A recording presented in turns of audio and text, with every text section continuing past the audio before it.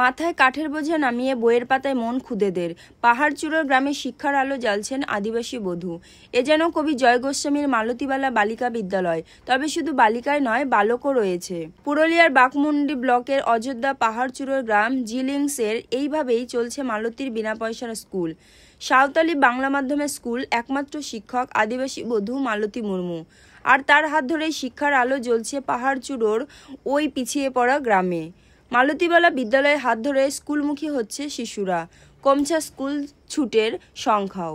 যে গ্রামে রাজ্যের পালাবদলের পরেও ছিল না রাস্তা, বিচ্ছিন্ন গ্রাম ছিল মাওবাদীদের ডেরা। সন্ধ্যাতে রাত নেমে এলেই মশাল জ্বালিয়ে সমাজ বদলানোর পাঠও দিত মাওবাদীরা। সেই সব হাড় হিম করা দিন আজ অতীত হলেও হাতি মানুষের অসম সংঘাত এখনও চলেছে এই গ্রামে। বুনো হাতির সঙ্গে লড়াই করেও দিন কাটে তাদের। জঙ্গল, পাহাড়, টিলার এই গ্রাম থেকে ঝালদার দূরত্ব 18 কিমি, বাঘমুন্ডি 25 কিমি। বাসপথেও কোনো যোগাযোগ নেই, সকলের মোটর বাইক, এমনকি সাইকেল পর্যন্তও নেই। হাঁটা পথই যোগাযোগের মাধ্যম। গ্রামের প্রাথমিক বিদ্যালয়ে একজন স্থায়ী শিক্ষক ও 2জন পার্শ্ব শিক্ষক থাকলেও তারা নিয়মিত আসেন না বলেই অভিযোগ। 11:30 থেকে শুরু হওয়া স্কুল 1:30-তে শেষ হয়ে যায়। তবে অবৈতনিক মালতীর বিদ্যালয়ের হাত ধরেই ধীরে ধীরে বদলে যাচ্ছে শিক্ষার হাল। সকাল হলেই মাথার কাঠের বোঝা নামিয়ে বইয়ের পাতায় মুখ রাখছে। 8-এর ঘরে নামতা মুখস্থ বলছে ক্লাস 2 পড়ুয়ারা। তা জিলিংসের প্রাথমিক বিদ্যালয়ে 8 থেকে পড়ুয়ার সংখ্যা এখন বেড়েছে 30। আর কোনো ছাত্রছাত্রী স্কুল ছাড়ে না। মাটির দেওয়ালে সাদা কালো বোর্ডের ছবি এঁকে মগজস্থ করে দিচ্ছেন যে তিনি। তাই সকাল হলে প্রাক প্রাথমিক থেকে 4র্থ শ্রেণী পর্যন্ত 45 জন পড়ুয়া ব্যাগ নিয়ে ছুটছে মালতীর স্কুলে। মালতী দিদিমণি যে ভীষণ কড়া। সকাল 6টার একটু দেরি হলেই হলো 8:30 থেকে 9টার মধ্যে যে এই অবৈতনিক স্কুলের দরজা বন্ধ করতে হয়। প্রাথমিক বিদ্যালয়ে যাবার জন্য ছাত্রছাত্রীদের তৈরি তো সময় দিতে হবে। পাহাড়চূড়ার এই গ্রামে একাধিক টোলা মিলিয়ে প্রায় 90টি আদিবাসী পরিবার রয়েছে, যার মধ্যে পাহাড়িয়া পরিবার 35টি। দিদিমণির পাশে দিদিমণির বর। হ্যাঁ, কবির মালতীবালা বালিকা বিদ্যালয়ের মতোই মালতী স্কুলেরও তার স্বামী বাঙ্কা মুর্মু হাজির থাকেন। পড়ুয়াদের দেখভাল পাশাপাশি স্কুল চালিয়ে নিয়ে যেতে স্ত্রী মালতীকে সবসময় সাহায্য করেন। দিদিমণি মালতীর কথায় উচ্চ মাধ্যমিক পাশ করার পরেই আমার বিয়ে হয়ে যায়।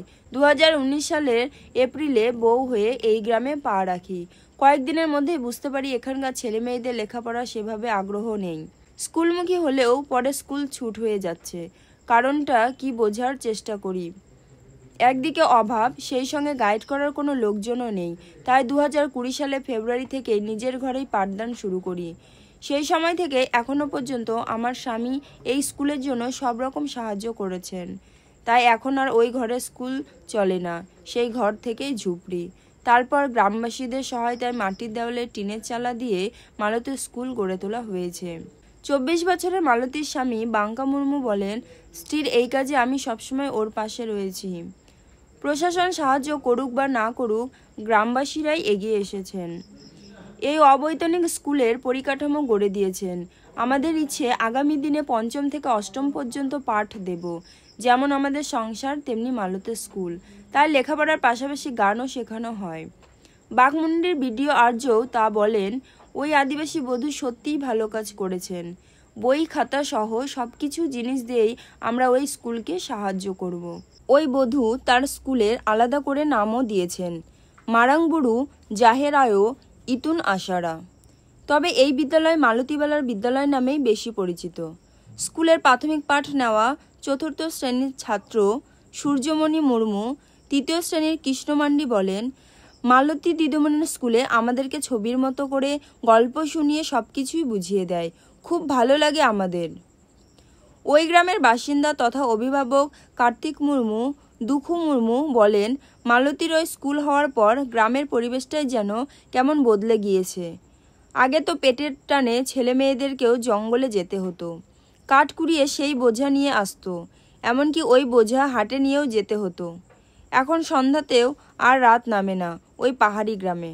আবারও বলছি, এখন সন্ধ্যাতেও আর রাত নামে না ওই পাহাড়ি গ্রামে। বিদ্যুতের আলোয় কাঁধ দুলিয়ে দুলিয়ে 8-এর ঘরে নামতে বলে হেমন্ত ও বাসন্তীরা।